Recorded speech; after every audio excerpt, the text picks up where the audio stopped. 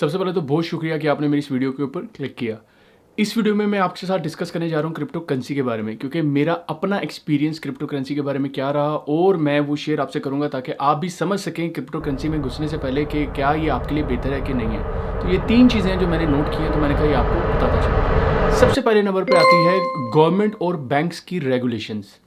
ये तो आपको शुरू से ही पता था कि ये प्रॉपर्ली रेगुलेटेड नहीं है, ना बैंक्स की तरफ से है ना ये गवर्नमेंट की तरफ से। लेकिन कई गवर्नमेंट्स ने इसको अलाउ किया हुआ है कि आप इसके ऊपर ट्रेडिंग कर सकते हैं। इसको एज अ कमोडिटी लिया हुआ है, इसको एज अ करेंसी नहीं वो डील कर रहे होते कि करेंसी वो है कि जो आप बाहर जाके शॉप से कोई चीज़ खरीद सकें, कोई ट्रांजैक्शन कर सकें। लेकिन ये आप नहीं कर सकते इस बिटकॉइन के थ्रू, जिसे आप क्रिप्टो करेंसी भी कहते हैं। लेकिन एज अ कमोडिटी आप इसको ले सकते हैं, इस पर ट्रेडिंग कर सकते हैं। यूएसए ने अलाउ किया हुआ है इसको, यूके ने किया हुआ है, यूरोपियन यूनियन ने किया हुआ है और कनाडा ने भी किया हुआ है। लेकिन उन सब के इसके ऊपर क्लियरली जो उनका मोटिव है वो यही है कि आपने इसको एज अ भी एसेट लेके चल रहे हो आप। इसके ऊपर कैपिटल गेन टैक्स भी आपको कई कंट्रीज में देना पड़ता है। यूरोपियन यूनियन के अंदर फिलहाल ये है कि उन्होंने कहा हुआ है इसके ऊपर कोई वैट नहीं आप देंगे, क्योंकि वो इसे as a separate asset consider कर रहे हैं। लेकिन प्रॉब्लम फिर कहाँ पे आता है? प्रॉब्लम आया है कोरोना के बाद। अब सारी कंट्रीज जो हैं कोरोना के बाद इस चीज़ के वो देखना शुरू हो गई हैं कि इसके बारे में फ्यूचर का लाएला अमल क्या होना चाहिए। कोरोना से पहले इतने ज़्यादा लोग क्रिप्टो करेंसी में नहीं थे, वही थे जो नॉर्मल ट्रेडिंग किया करते थे या जिनको शौक था, जो बड़ा ऑलरेडी स्टॉक ट्रेड्स में इन्वॉल्व थे, वो बीच में घुसे हुए थे क्रिप्टो के। लेकिन जब कोरोना आया, इकोनॉमीज गिरी, लोगों के पास जो सेविंग्स थी, लोगों को समझ नहीं आ रही थी ये कहाँ इन्वेस्ट की जाए, क्योंकि अब वो किसी बिजनेस में तो इन्वेस्ट नहीं कर सकते थे क्योंकि बिजनेस तो चल ही नहीं रहे थे। तो उनके जहन में ये चीज़ आई कि वाई नॉट क्रिप्टो में किया जाए, क्योंकि क्रिप्टो की इन्फॉर्मेशन इतनी बूस्ट हुई, इतना ज़्यादा इन्फॉर्मेशन सोशल मीडिया के ऊपर और दूसरे प्लेटफॉर्म्स के ऊपर लोगों ने बताना शुरू किया, मैं क्रिप्टो से मिलियनर हो गया, मैं बिलियनर हो गया, बिटकॉइन लिया, ये हो गया, वो गया। लोगों ने सोचा यार it's a very good investment, let's jump into it. तो लोगों ने क्रिप्टो करेंसियाँ खरीदना शुरू कर दी। लेकिन आप क्रिप्टो करेंसी खरीदने का मतलब क्या हुआ कि लोगों ने अपने बैंकों से पैसे निकाले और वो पैसे डाले क्रिप्टो में। सही है। इस चक्कर में कि ये जब बढ़ेगी, बिटकॉइन, इथीरियम, लाइटकॉइन या जो भी आपने कॉइन्स लिए हुए हैं वो बढ़ेंगे, तो वो आप ऑटोमेटिकली आप रीप्स करेंगे बेनिफिट्स को। लेकिन ये चीज़ बैंकों के लिए प्रॉब्लम बन गई। बैंकों की क्या, बैंकों ने लिखवाए तो लोगों ने रखे थे सेविंग अकाउंट्स के अंदर पैसे। अब बैंक्स जो थे वो डिपेंड कर रहे होते हैं इन सेविंग अकाउंट्स पे, उससे वो पैसे आते हैं, वो इन्वेस्टर्स को आगे देते हैं और इन्वेस्टर्स अपनी जगह पे इन्वेस्ट करते हैं और उसके बाद उनको इंटरेस्ट आता है, जिसके ऊपर ये पूरा बैंकिंग सिस्टम चलता है और हुकूमत बेसिकली चलती है। इसी तरह हुकूमत जो है वो टैक्सेशन जिस चीज़ पे कर सकती है उसको अलाउ करती है, जिस पे नहीं कर सकती उसको अलाउ नहीं करती। यूके वालों ने इस मसले का तो हल कर लिया, यूएसए वालों में भी या कनाडा वालों ने, कि कैपिटल गेन टैक्स के ऊपर उन्होंने कहा कि जो इसका कैपिटल गेन टैक्स होगा हम वो आपको देना पड़ेगा। लेकिन बैंकों को अभी भी प्रॉब्लम आ रहा है। बैंक्स इस चीज़ के खिलाफ हैं कि क्रिप्टो करेंसी जो है इसको मोटिवेट किया जाए फर्दर, क्योंकि इस तरह लोग पैसे इस तरफ शिफ्ट कर लेंगे। आपने ये सुना होगा कि अब इस साल 2021 में अब हर मुल्क जो है क्रिप्टो के बारे में सोच रहा है, कोई नेगेटिवली कोई पॉजिटिवली। चाइना ने इसको बैन करना शुरू कर दिया है, ये भी आपको रिसेंट खबर आई होगी। रशिया में भी ये बैन है, रशिया में नहीं कर सकते हैं। उसके अलावा आपको इवन यूके के अंदर से आपको हेडलाइंस आना शुरू हो रही हैं आजकल, जिसमें वो कह रहे हैं कि यूके क्रिप्टो के बारे में सोचना शुरू हो गया है।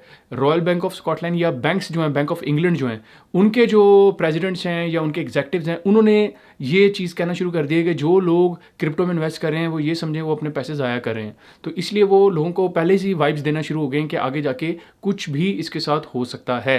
अगर जिस दिन क्रिप्टो करेंसी से बैंक्स को फ़ायदा होना शुरू हो गया, यानी क्रिप्टो करेंसी कोई ऐसा नेटवर्क बना ले जिसमें बैंकिंग सेक्टर को फ़ायदा होना शुरू हो जाए, वब जाके ऐसा होगा कि क्रिप्टो करेंसी जो है वो बेसिकली मार्केट में और ज़्यादा बूम करेगी।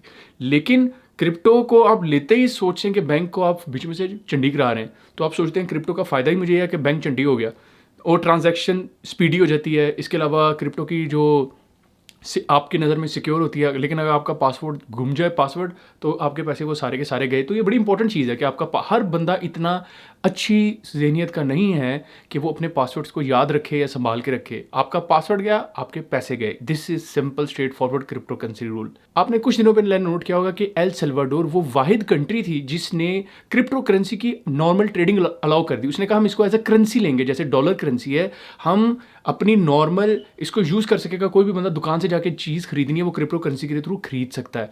लेकिन साथ ही वर्ल्ड बैंक ने बीच में जंप लगा दी। ये वही वर्ल्ड बैंक है जो अलाउ तो करता है इसकी ट्रेडिंग, कि आप ऑनलाइन इसकी ट्रेडिंग वगैरह जो आप कर रहे हो बाइनांस पे जाके या जो जो आप प्लेटफॉर्म यूज़ करते हो, लेकिन सेम वर्ल्ड बैंक आके उनको कहता है कि तुम ये काम नहीं कर सकते, तुम्हें यूएस डॉलर में ही काम करना है, तुम्हें करेंसी में ही काम करना है, क्रिप्टो करेंसी को तुम as a tool of exchange नहीं ले सकते, ठीक है, क्योंकि एक तो ये वॉलेटाइल है, दूसरे नंबर पे वो कहते हैं इन्वायरमेंटल फ्रेंडली नहीं है, और तीसरे नंबर पे इससे फ्रॉड भी किया जा सकता है, मनी लॉन्ड्रिंग जिसे कह सकते हैं। तो आप वर्ल्ड बैंक की अप्रोच देख लें इस जगह पे आके कि अभी तक वो इसको प्रॉपरली नहीं चाहती कोई भी कंट्री एज अ करेंसी इसको लेके चले, यानी अभी इसके ऊपर अभी वर्किंग होना बाकी है। माइट भी पॉसिबल फ्यूचर में जाके इसके कोई पॉजिटिव एस्पेक्ट्स निकल आए कि ये करेंसी किसी तरीके से नॉर्मल फिएट करेंसी से कोई ऐसी लिंकेज हो जाए कि बैंक्स भी राजी हो जाएं और हुकूमत भी राजी हो जाए। बहरहाल इस साल मुझे ये होता हुआ नज़र नहीं आ रहा। उसकी वजह यह कि कोरोना की वजह से इकोनॉमीज टूट गई है, हुकूमत को और टैक्स चाहिए, बैंकों को और ज़्यादा पैसे चाहिए कि लोग उसके सेविंग अकाउंट में रखवाएं ताकि वो लोगों को कर्जे दे सकें। तो ये सारा सिस्टम जो है ना वो डिस्टर्ब हो रहा है क्रिप्टो की वजह से, क्योंकि इसी साल अन्यवाह लोग घुसे हैं क्रिप्टो के अंदर। मैं भी इसी साल घुसा था, लेकिन ये हुआ कि क्रिप्टो के अंदर जाके मुझे लॉस ज़रूर हुआ है। मैंने 750 पाउंड मेरा तकरीबन मैंने अपना लॉस किया ट्रेडिंग की वजह से, लेकिन उसमें भी मेरा भी फैक्टर आता है कि मैंने शायद अच्छे तरीके से डे ट्रेडिंग नहीं की। लेकिन इसकी जो अगली चीज़ आती है जिसकी वजह से मुझे लॉस आया वो भी मैं आपको बताना चाहूँगा, और वो है जो कि दूसरा पॉइंट है, जो कि है काफ़ी हाईली वॉलेटाइल है ये मार्केट। अब हाईली वॉलेटाइल का मैं समझ के अंदर गया था, मैंने सोचा था मैं स्टॉप लॉस लगाऊंगा और अपने ट्रेडिंग के दौरान कैश करा लूँगा जो पैसे मैंने क्रैश कराने हैं।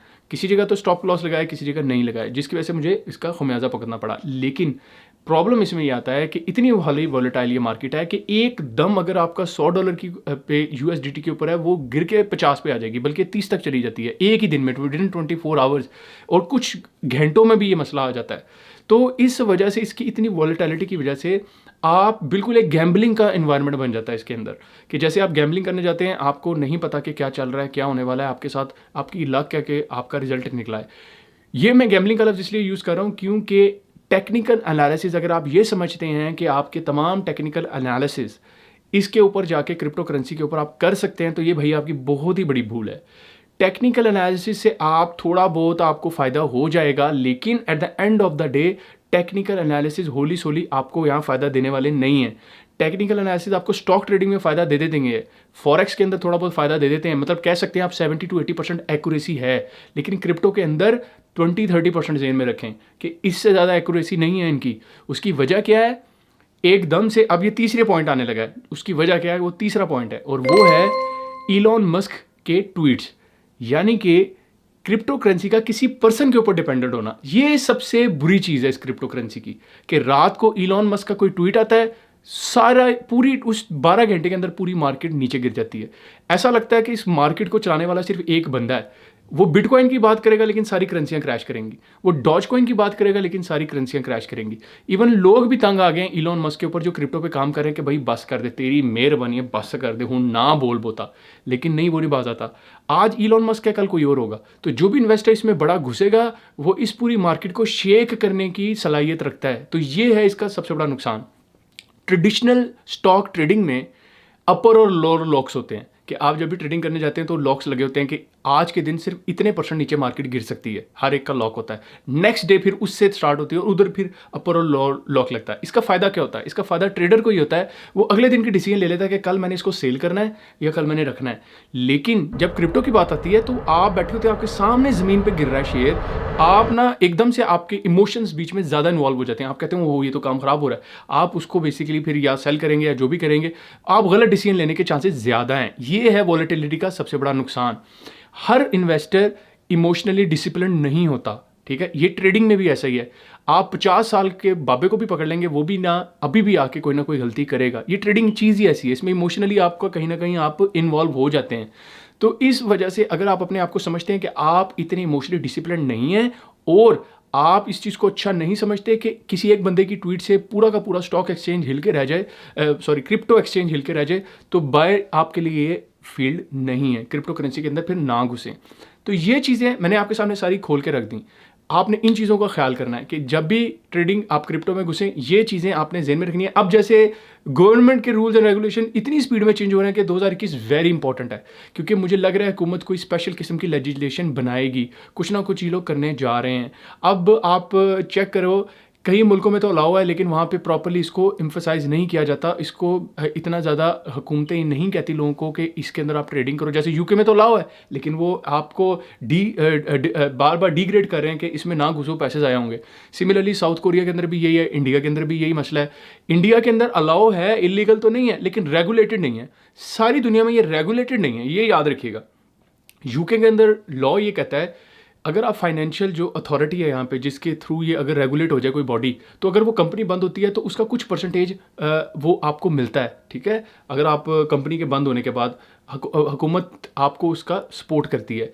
लेकिन जो चीज़ रेगुलेटेड नहीं होती उसमें सारे पैसे आपके गए तो गए, क्योंकि ये आपको कुछ नहीं हुकूमत देने वाली। तो इन सारी चीज़ों को अपने जहन में रखते हुए आप इसके अंदर घुसें, देखने में आपको मज़ा आएगा, नज़र आएगा। लोगों की आपको सक्सेस स्टोरीज़ भी मिलेंगी, 100% हैं सक्सेस स्टोरीज़। इवन अभी भी लोगों ने सक्सेस इसमें ली है, लेकिन इसके अंदर आपका हाईली रिस्की ये मार्केट है, ठीक हो गया। और आपको एक डिसिप्लिन्ड ट्रेडर बन के इसके अंदर घुसना है या इन्वेस्टर बन के घुसना है। हो सकता है, माइट भी पॉसिबल, मैं अभी आपसे कह रहा हूँ कि यार इसमें ना घुसने चाहिए, इसके अंदर ये मसले हैं, लेकिन माइट भी पॉसिबल 1 साल के बाद मैं आपको कह रहा हूँ नहीं इसमें घुसो, ये सबसे अच्छी चीज़ है। क्यों? क्योंकि मैंने इस साल में पूरी सिचुएशन देखनी है कि हुकूमतें या रेगुलेटरी बॉडी इसको क्या कहती है। अगर रेगुलेटरी बॉडी इसको अलाउ कर देगी तो मेरे जो 3 प्रॉब्लम्स हैं उनमें से एक प्रॉब्लम तो सॉल्व हो जाएगा कि रेगुलेटरी बॉडी ने मुझे अलाउ कर दिया हुआ है कि अब yes you can do trading on it. लेकिन वो जो 2 दूसरी चीज़ें, वॉलेटिलिटी और आपका पर्सन के ऊपर डिपेंडेंट होना, ये भी बहुत बड़े फैक्टर हैं। होपफुली मैं उम्मीद करता हूँ ये भी आगे जाके शायद रिजॉल्व हो जाए। तो जब तक ये रिजॉल्व नहीं होंगे तो मैं शायद इसमें ना घुसूँ। तो आपने अपना जहन खुद बनाना है, आपने क्रिप्टो करेंसी करनी है, ये आपका पर्सपेक्टिव है, हर एक अपना जहन होता है, ठीक है। तो अपना जहन बनाएं और क्रिप्टो के बारे में खुद से सोचें।